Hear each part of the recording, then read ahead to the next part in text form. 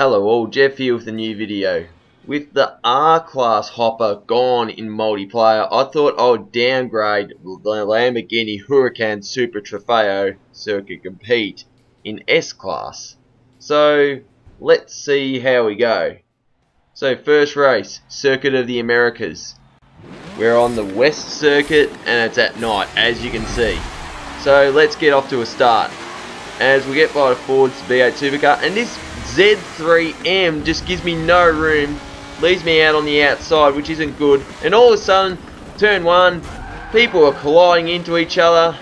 There's a good, 7 spots I've just gained there, so not bad at all. Let's see what happens. As we have another car just getting loose, and just watch this white Ford Falcon V8 supercar. Makes a move on the Camaro and then cuts every single corner after that. I don't know why he's doing this, but anyway.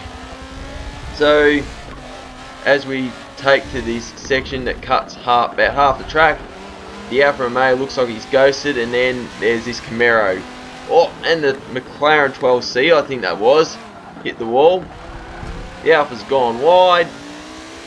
And yeah, this Camaro up in front of me has got the classic Dale Earnhardt livery. As I get punted, and there's a few others like the Alfa and the Camaro have collided. And yeah, so a couple of really tight corners, and the Lotus 311 has made a banzai move on me. And yeah, so it's all happening in this first lap. And you know, with drag tyres, it doesn't handle as well, this Huracan. The drag tyres are the thing that's bumped this car down to S-Class. Now that blue and yellow Camaro has the classic Dale Earnhardt, as the 311 punts the Camaro.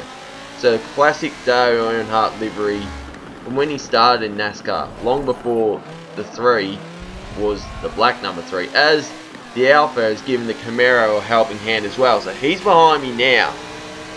Now I'm guessing my guess is he thinks that I've rammed him, but that wasn't the case. However, bang!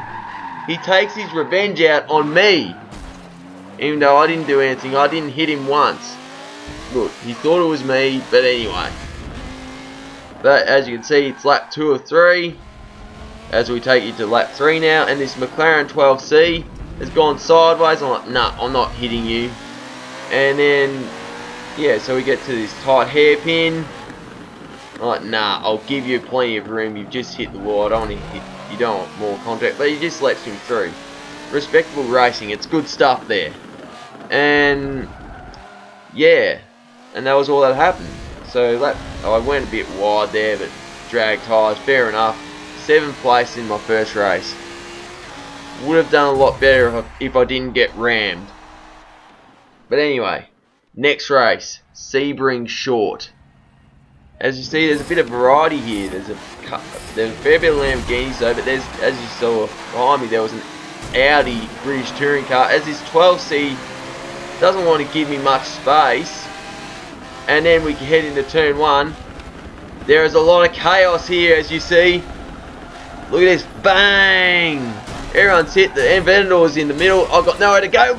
And my rear wheels are up in the air thanks to the Audi touring car. There's a Holden V8 supercar in there as well as we get to turn 2. And watch this. The Audi just blatantly cuts the corner. As a result, punts me off into the tyre wall. I'm dead last now. But yeah, not the best of starts. As an M4 has hit the tyre wall, he must have had a collision with someone, as those guys were 3 wide there. As the Camaro has been hit by the Audi, that Aventador that was blocking the track before is in front of me, and someone else is. And then the Camaro's been punted, and the Audi with its front wheel drive just can't cope. And just look at this thing run away from the Aventador and the GTR. That's because it's a race car and it's not 4-wheel drive. That just adds ridiculous. And then here is a deja vu kind of moment with a little drift, lose the spot to the Aventador, but you know, drag tyres is always going to do that. But yeah, as we head into lap 3, and then the MC12 and the 311 have collided. So yeah, the MC12 had a bit of a moment in turn 1, and what's his response? Snip, snip. And then the next corner, snip, snip. 2 corner cuts in a row. I'm guessing he's trying to get some kind of clean revenge on the 311. I don't know. But as we get into what would be turn 15 on the long circuit, you'll see that 3 cars have all had a moment at the same corner at the same time. There was an event that all hit the tyre wall, then the 311 hit the tyre wall, and then the MC12 was left with nowhere to go. As we go into lap 4, just to demonstrate how fast this thing is in a straight line, the Cayman was going to fight, but then he realised, nah, I've got too much speed on him. So yeah, and that's where I finished, 5th place. Not too bad. Now the next race I started in 2nd, as you can see there. Easily got past the MC12 that had won the last couple of races. So this is Brands Hatch Indy. There was 7 laps. The reason why I'm not showing you the actual gameplay of this race was because I forgot to hit record. Luckily I saved the replay.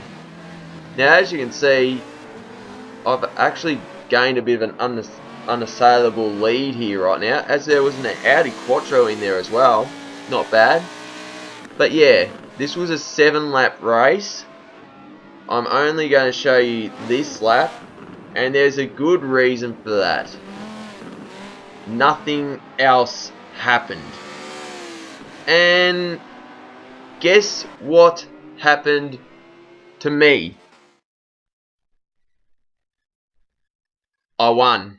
So look, let's join a new lobby and see how I go somewhere else.